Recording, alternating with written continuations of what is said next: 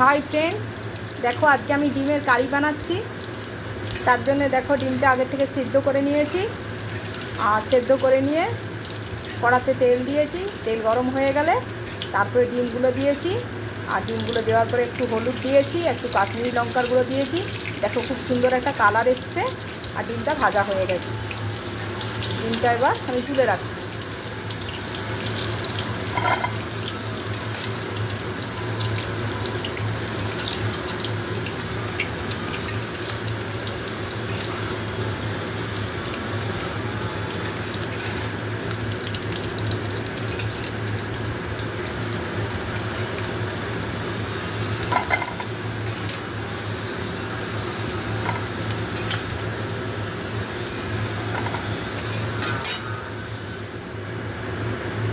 এবার এই পেস্টটা বানিয়েছি। এই পেস্টের মধ্যে আছে পেঁয়াজ, রসুন, আদা, জিরে, গোটা গরম মশলা, সব এটা ব্লেন্ড করে রেখেছিলাম। কাঁচা লঙ্কা সব কিছু এতে ব্লেন্ড করে রেখেছিলাম। এটা এবারে দিয়ে দিলাম একটু।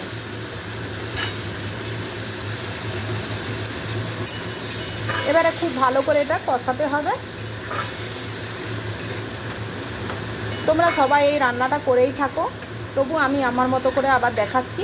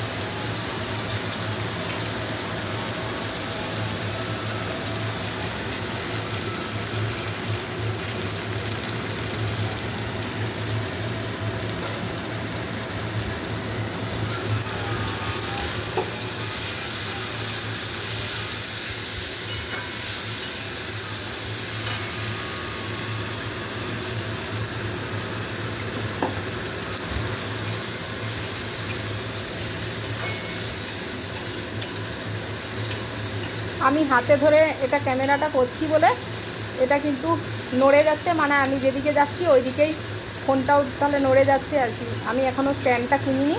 ওটা স্ট্যান্ডটা কিনলে ফিক্স হয়ে তাহলে ভিডিওটা বানানো যাবে। ওটা ফিক্স করে ভিডিওটা সুন্দর করে বানানো যাবে।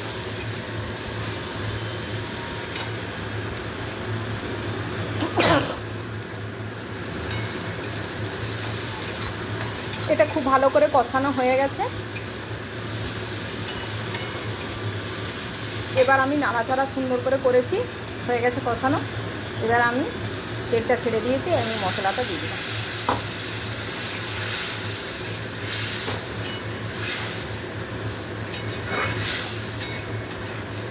গরম মশলা অনেকেই রান্নাটা করে নেওয়ার পরে, যে কোনো রান্না করে নেওয়ার পরে শেষকালে দেয়। তো আমি করি কি, আমি আমার মতো করে গরম মশলাটা যখন পেঁয়াজ রসুন আদাটা ব্লেন্ড করি তার সাথে গোটা গরম মশলাটাও দিয়ে দিই। তাহলে এর ফ্লেভারটা খুব ভালো আসে, মানে আমার অন্তত খুব ভালো লাগে। আর আমার বাড়ির লোকেরা খেয়েও বলে খুব ভালো লাগছে খেতে।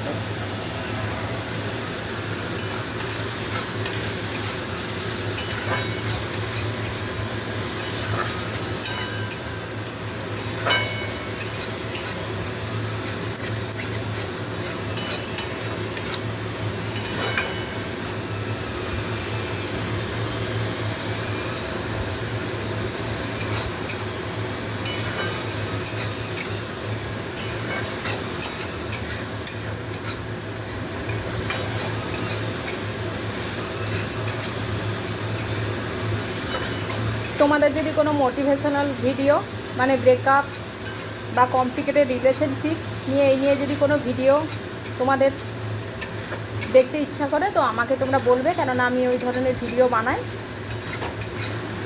আর আমি আপলোড করব ওই ধরনের ভিডিও। তোমাদের যদি ওরকম ধরনের কোনো প্রবলেম থাকে তো আমাকে কমেন্টে জানাবে, আমি ওই ধরনের ভিডিও মানে করার চেষ্টা করব।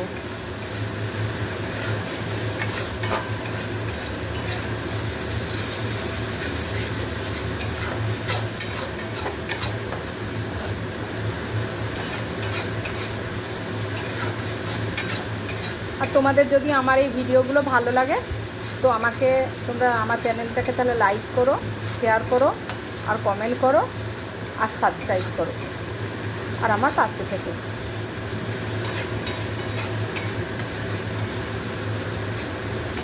তো ভালো করে কষানো হয়ে গেছে।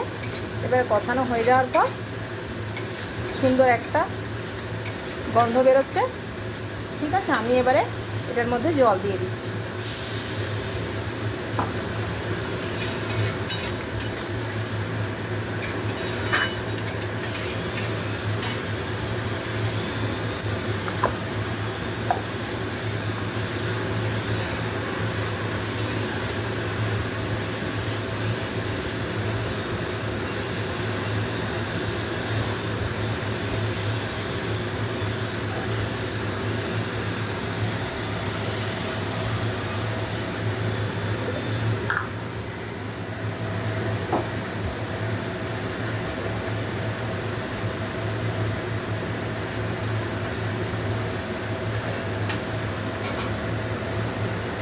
এর মধ্যে আমি আরেকটু জল অ্যাড করে দিচ্ছি।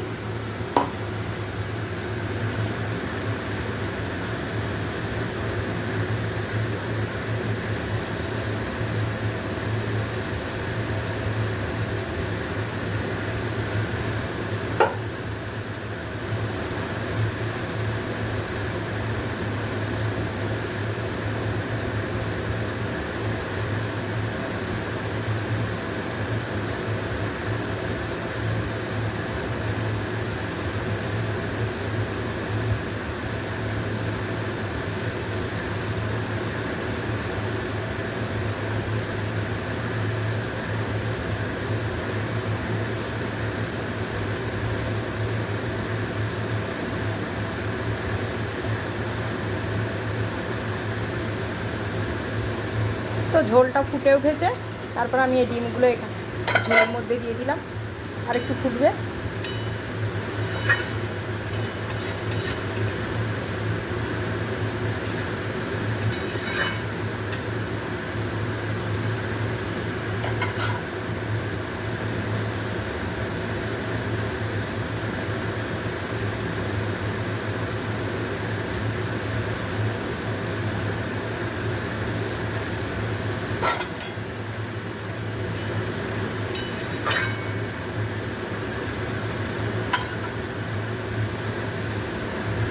তো দেখো কাশ্মীরি লঙ্কার গুঁড়োর জন্যে একটা সুন্দর কালার এসছে, দেখতে খুব ভালো লাগছে আর খেতেও খুব ভালো লাগবে।